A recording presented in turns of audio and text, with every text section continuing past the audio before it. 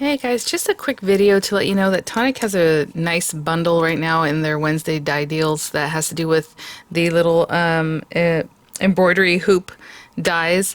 And so I'll link in the description box. Those will be affiliate links, which means I'll make a small commission for your purchase times through those links. Now you see the card I have here. I made that card just right now because I was like, oh, I gotta get this going because the deal, when I bought mine, they were not what they're offering them for right now, right? So I don't want it to sell out while the video's editing because it's gonna take a little while.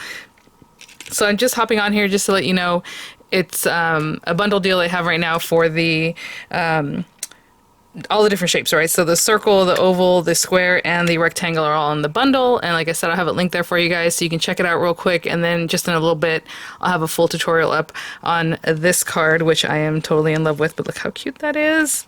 All right, guys. Yeah, I just didn't want it to go away without y'all noticing or knowing about it. So I'll see you in just a little bit with the full tutorial, okay? Bye now.